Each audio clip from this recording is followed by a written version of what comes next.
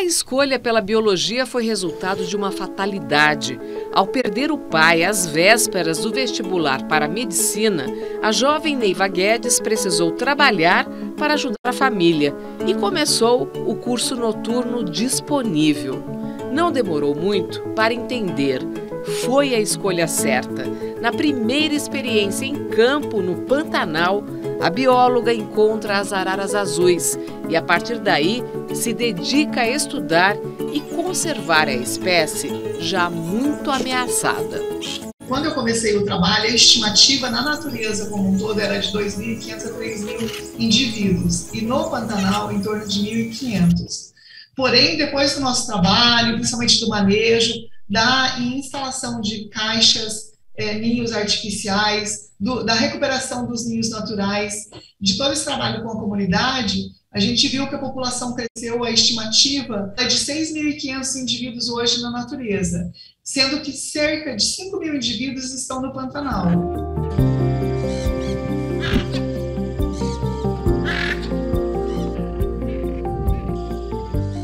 No Repórter Eco de hoje temos essa reportagem super interessante que você viu um trecho sobre a importância da bióloga Neiva Guedes, coordenadora do projeto criado para evitar a extinção da arara azul. E veja também. Futuro acordo internacional poderá limpar o mundo da poluição plástica que contamina mares e oceanos. Pesquisadores da Universidade de São Paulo lançam um livro com alternativas para frear a devastação e dar suporte às comunidades tradicionais que vivem na floresta amazônica.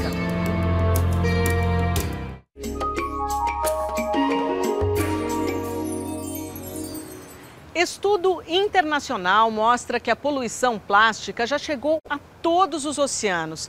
Quase 90% das espécies marinhas são afetadas, inclusive peixes consumidos em vários países. A esperança é que a definição de um pacto global a ser lançado até 2024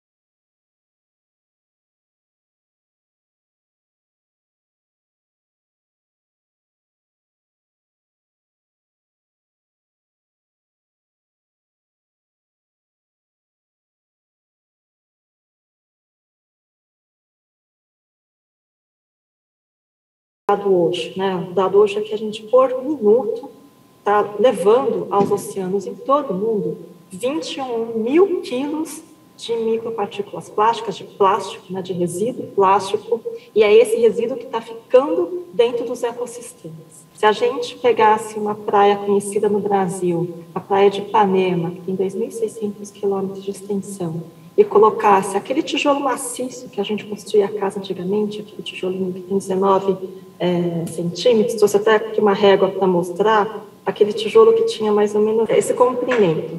Se a gente pegasse a praia de Ipanema inteirinha e colocasse tijolos em toda ela, por minuto é como se o mundo inteiro tivesse, por minuto, montando uma fila gigante de tijolos, de 21.000 quilos de tijolos, e jogando no mar. E foi feita uma medição mostrando que a gente vai duplicar essa realidade que já é intolerável do ponto de vista de sobrevivência dos ecossistemas até 2040.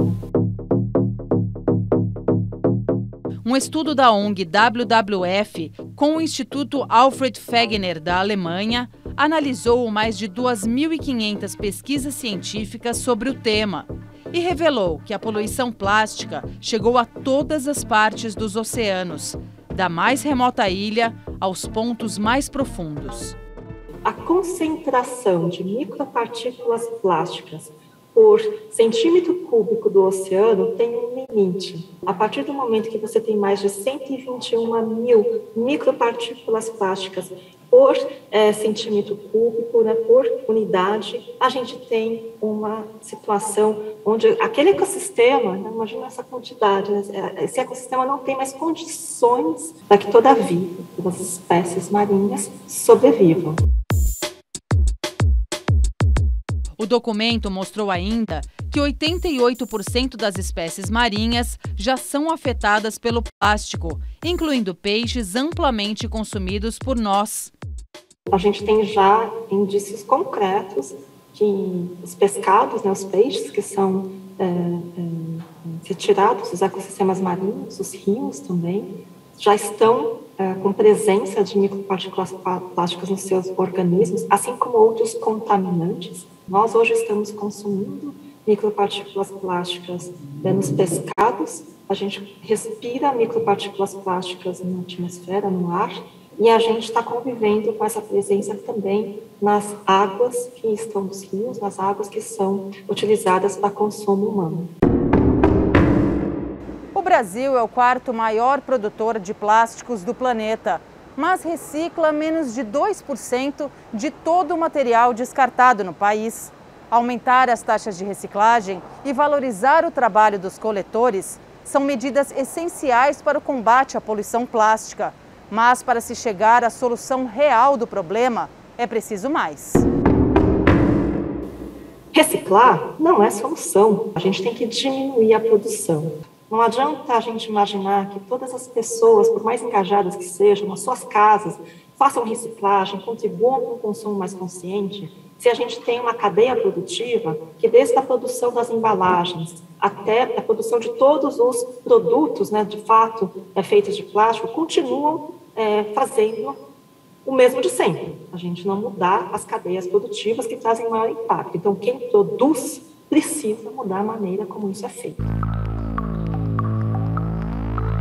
Dentro do conjunto de ações necessárias estão também a educação ambiental cidadã e as políticas públicas. Uma outra pesquisa da entidade ambientalista revelou ainda que 90% das pessoas de 28 países, entre eles o Brasil, consideram a questão urgente e apoiam a criação do Tratado Internacional sobre o uso e descarte deste tipo de material. A resolução aprovada durante a Assembleia das Nações Unidas sobre Meio Ambiente no Quênia define diretrizes para a elaboração até 2024 de um acordo global pelo fim da poluição plástica. Uma das ações previstas no documento é responsabilizar governos e empresas pela produção e danos causados pelo material, antes que seja tarde demais. A gente está tirando petróleo da terra, carbono de onde ele estava armazenado, transformando em poluentes e deixando de legado um poluente que não é biodegradável, que vai ficar na natureza para sempre.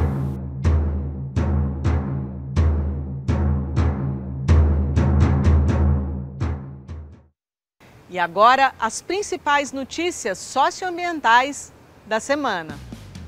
Pesquisa recente na Holanda descobre a presença de microplásticos na corrente sanguínea de humanos. Os tipos mais frequentes são o PET das garrafas plásticas, o polietileno das sacolas de supermercado e o polímero, que é a base do isopor. Cientistas confirmam o recorde de calor nos polos da Terra que aconteceu ao mesmo tempo. A Antártica e o Ártico registraram temperaturas cerca de 30% a 40% mais altas do que o previsto para essa época do ano. Segundo climatologistas, o fato inédito é consequência da emergência climática mundial. O Supremo Tribunal Federal começa a analisar o chamado Pacote Verde. Em pauta estão 7 ações ambientais contra o governo federal. Entre elas, a que pede a retomada do plano de prevenção e controle do desmatamento na floresta amazônica, a que exige a volta do Fundo Amazônia, a contrária ao decreto que exclui a sociedade civil do Fundo Nacional de Meio Ambiente e a que vai contra a medida que libera o licenciamento para empresas classificadas em termos de impactos ambientais como de risco médio. Em meio à ação no STF, o governo Jair Bolsonaro decide elevar de 23 para 36 o número de conselheiros do CONAMA, principal órgão consultivo do Ministério do Meio Ambiente. Apesar do aumento, o número de vagas ainda é bem menor do que as 96 existentes antes da redução, feita em 2019 pelo próprio presidente. E a seguir, aqui no Repórter Eco. Pesquisadores da Universidade de São Paulo lançam um livro com alternativas para frear o desmatamento e dar apoio aos povos tradicionais da Amazônia.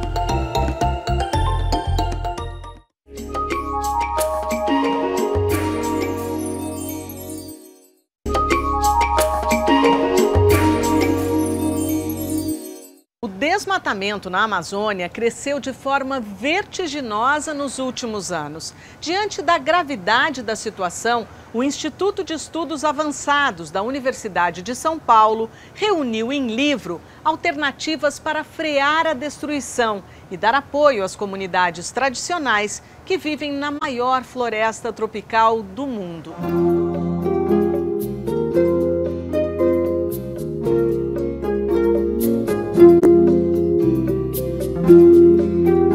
É tradição entre geógrafos brasileiros ir ao encontro de paisagens e de gente para fazer os relatos de campo. Registros fotográficos fazem parte deles. Estes são do professor Wagner Ribeiro, da USP. Ele integrou um grupo de pesquisadores que esteve com ribeirinhos de Roraima. Aprendizados da viagem se uniram a conhecimentos científicos na publicação Amazônia, Alternativas à Devastação, do Instituto de Estudos Avançados da Universidade. O acesso é gratuito pela internet. Os artigos destacam a importância de valorizar conhecimentos das populações tradicionais. Que ninguém passa fome, professor. Vocês falavam em vários momentos, né?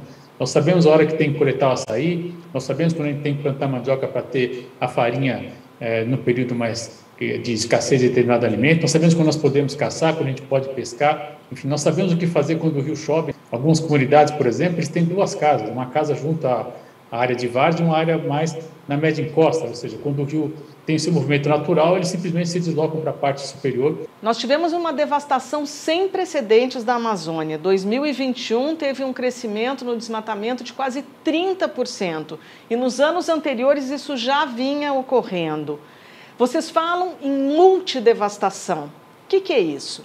O principal vetor do desmatamento era a expansão da frente de produção agrícola. Hoje nós estamos assistindo na Amazônia, infelizmente, vários focos de devastação, em áreas onde não poderia estar ocorrendo.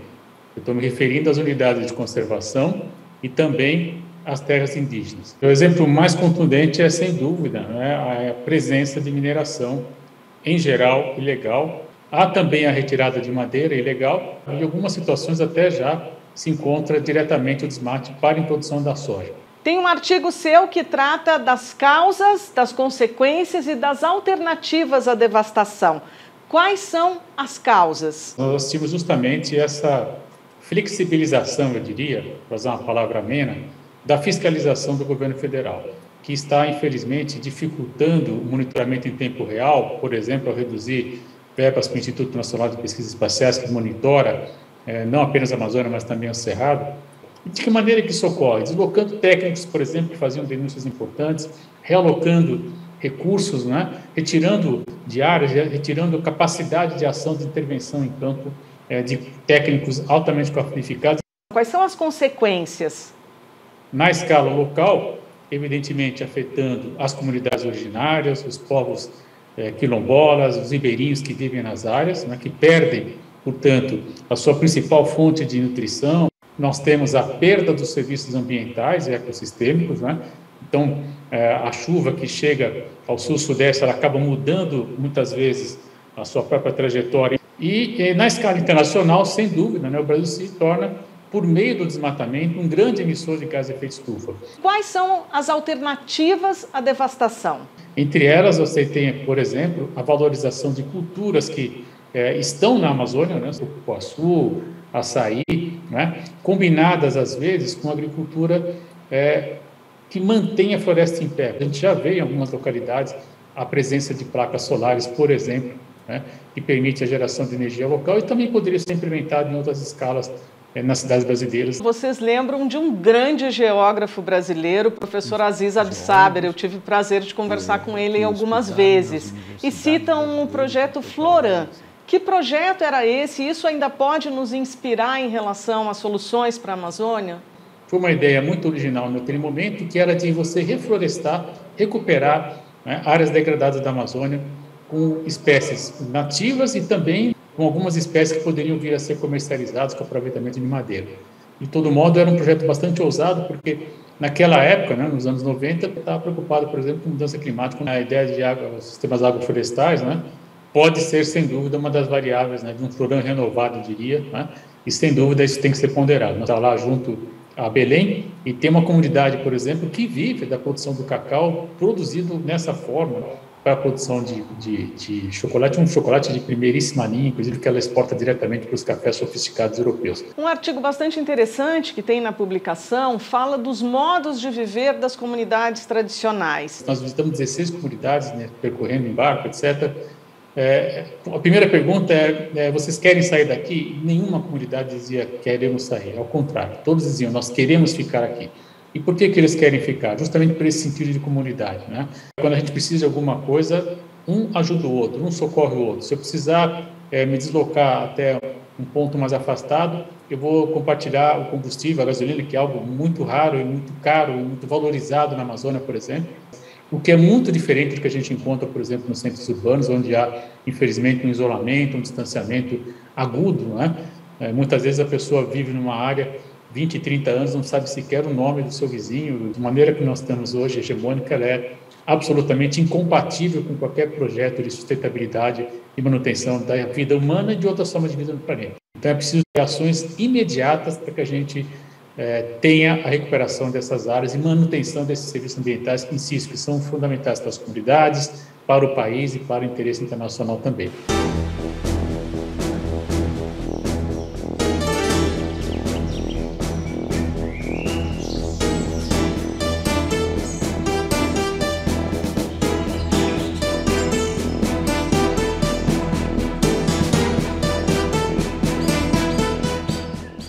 E a seguir, aqui no Repórter Eco, o perfil da bióloga que ajudou a salvar da extinção uma das aves mais belas do planeta. Neiva Guedes foi reconhecida pela ONU como uma das cientistas mais importantes do mundo por estudar e criar o projeto de conservação da arara azul.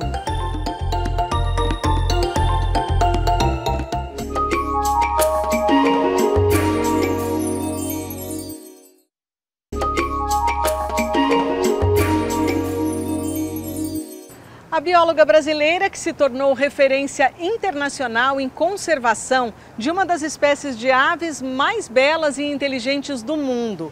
No final da década de 1980, Neiva Guedes começou a estudar um bando de araras azuis no Pantanal e nunca mais parou. Ela criou o Instituto Arara Azul e dedica a vida à proteção da espécie.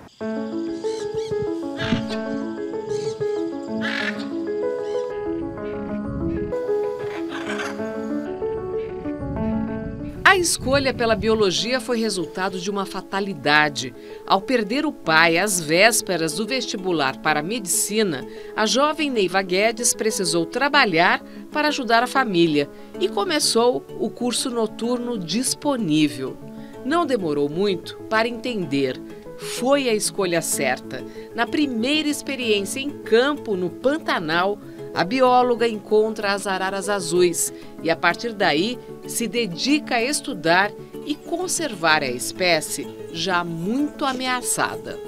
Quando eu comecei o trabalho, a estimativa na natureza como um todo era de 2.500 a 3.000 indivíduos e no Pantanal em torno de 1.500.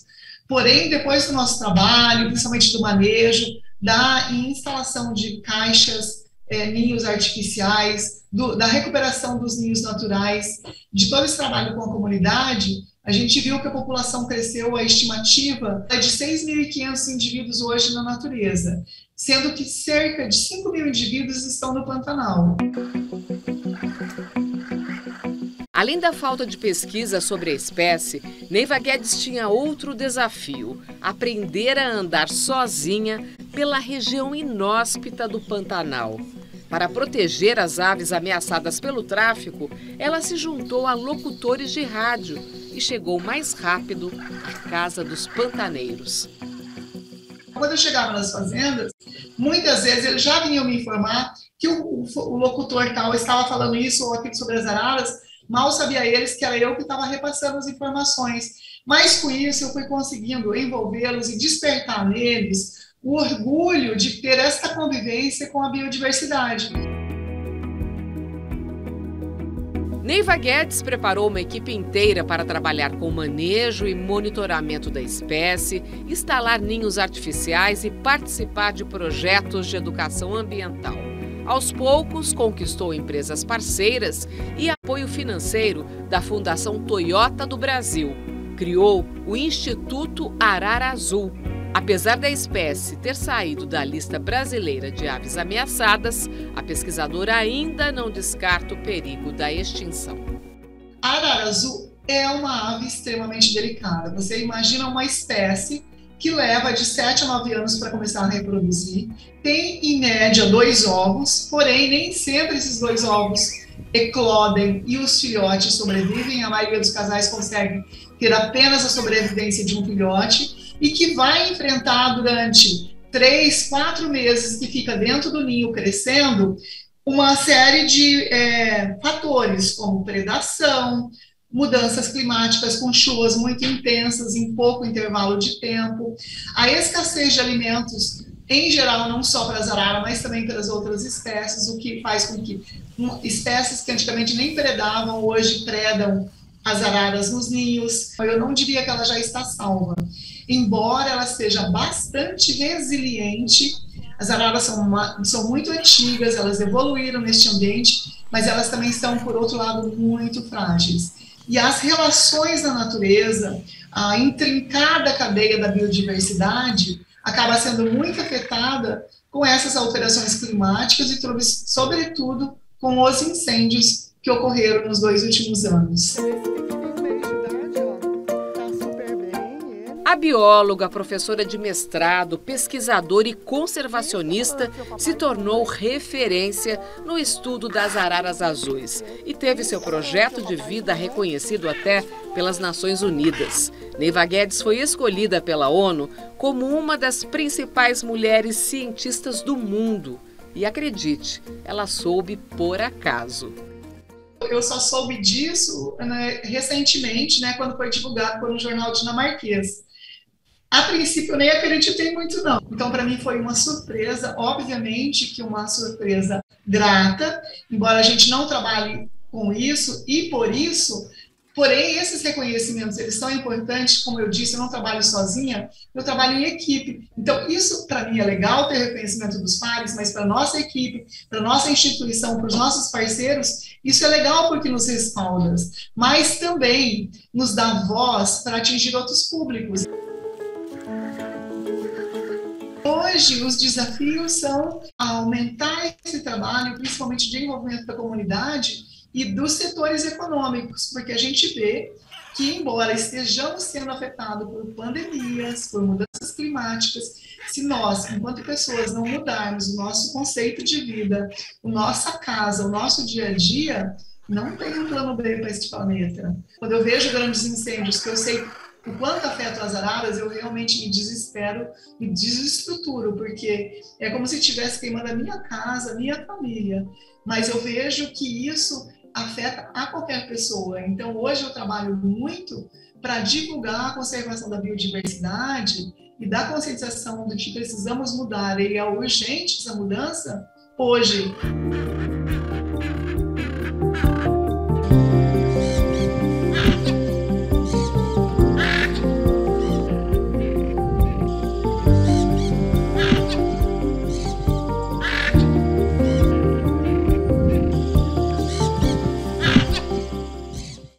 A bióloga Neiva Guedes merece toda a nossa admiração e nosso apoio pelo trabalho de conservação da arara azul, espécie que ainda corre riscos. Como ela mesma lembrou, não existe plano B para o nosso planeta. Nós temos que cuidar da vida aqui e agora. Terminando essa edição do Repórter Eco, a gente lembra que no próximo programa temos um novo encontro para trazer o melhor dos temas socioambientais, especialmente para você.